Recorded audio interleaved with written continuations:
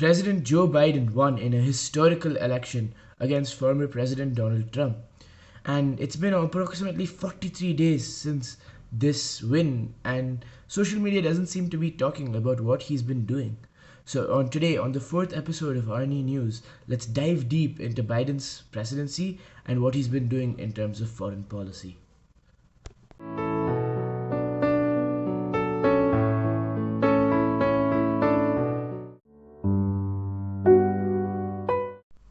On January 20th, 2021, Joseph Robinette Biden Jr. was appointed as the 46th President of the United States of America.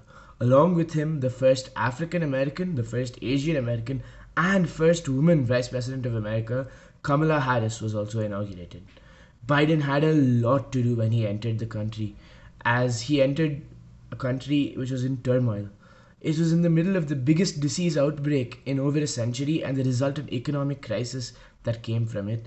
And on top of that, there was unprecedented levels of political polarization.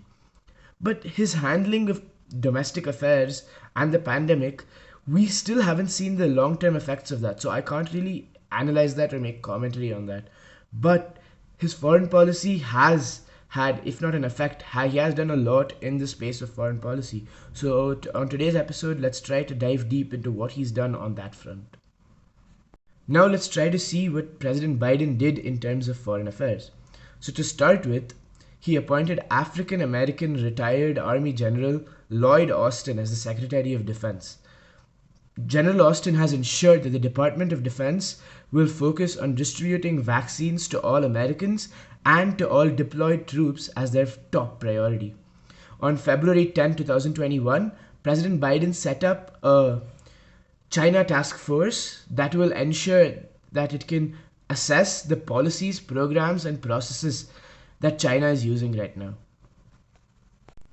So, on the topic of China, President Biden has criticized the government of China for being deeply authoritarian. He also blames the government for stealing over 1 million manufacturing jobs from Americans, breaking international trade regulations, and stealing intellectual property from US firms, among many other grievances. He has emphasized that this administration is committed to the defense of Taiwan as an independent country. He has also endorsed former Secretary of State Mike Pompeo's declaration that China was committing genocide against the Uyghur Muslims, which is a very important stance to take. He has also interestingly not removed or changed any of the tariffs imposed by former President Trump.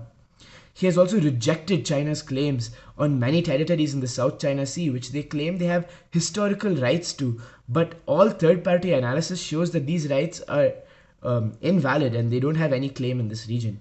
In February, he has announced a supply chain review to ensure that the US does not rely on a foreign country during a national emergency.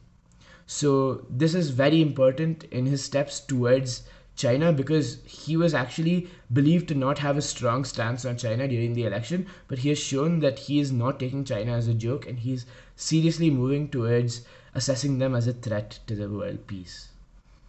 In February, President Biden announced the end of US support for the Saudi Arabian offensive in Yemen. The Saudis had caused a humanitarian crisis in Yemen and had still failed to defeat the Houthis from Iran. He announced that the US will not deal directly with the Crown Prince Mohammed bin Salman, whose reputation in Washington, D.C. was severely damaged by the assassination of journalist Jamal Khashoggi, who had spoken out against Saudi Arabia. He ordered airstrikes against Syrian buildings which the Department of Defense had found was being used by Iran-based militias to attack the US. He has shown interest in re-engaging with Iran on the nuclear deal, which former President Trump had pulled out of in 2018. So these are the moves he's been making in the Middle East. In addition to these two huge, changes that he's making, he has announced that the US will be a major factor in the global fight against climate change, and he has rejoined the Paris Climate Accord in this vein. He also issued a memorandum for expanding protections for the LGBTQ plus community and their rights worldwide, and has introduced the possibility of imposing financial sanctions on countries that fail to give these communities their rights. So, what can we learn from these actions? He has certainly made many moves, and we see that many of his core foreign policies still haven't changed from the previous administration. His approach is, of course, far more diplomatic and coherent, but in the end, it's important for us to realize that even he is a politician, and as the leader of the free world, he will put America's interests first. And on a foreign scale, we see that a lot has changed, but in the end, not much has changed.